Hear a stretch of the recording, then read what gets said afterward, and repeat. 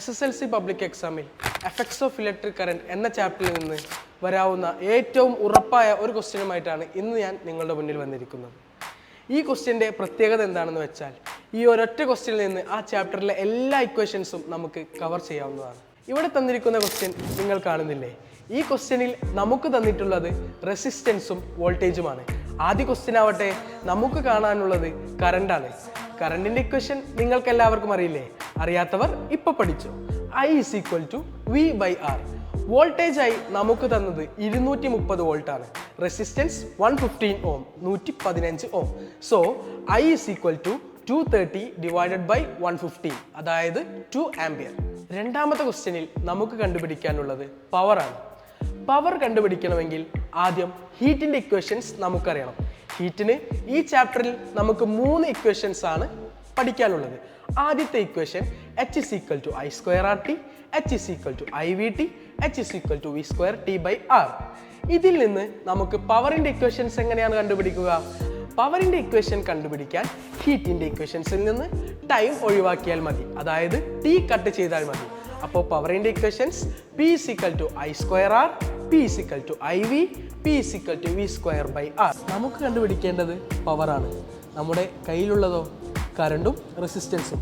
So നമ്മൾ ഉപയോഗിക്കേണ്ട equation P = I²R. അപ്പോൾ നമ്മുടെ ക്വസ്റ്റ്യൻ പവർ കാണാൻ വേണ്ടിയിട്ടാണ്. P = I²R. അപ്പോൾ നമ്മൾ കണ്ടുപിടിച്ചെന്താ? I = 2 ആംപിയർ എന്നാണ്. Therefore P = 2² ×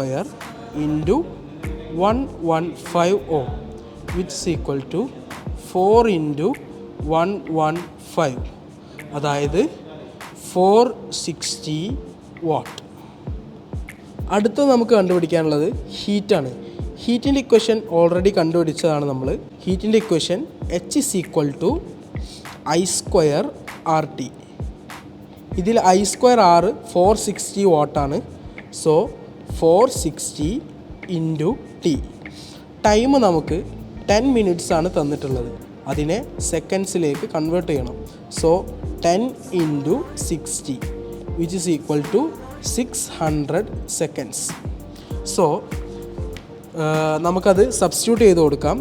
460 × 600, അതായത് 276,000 ജൂൾ, അഥവാ 276 കിലോ ജൂൾ. ഇതുപോലത്തെ കോൺസെപ്റ്റ്സ് കിട്ടാൻ നിങ്ങൾ ഡോപ്പ ഫൗണ്ടേഷൻ യൂട്യൂബ് ചാനൽ സബ്സ്ക്രൈബ് ചെയ്യുക.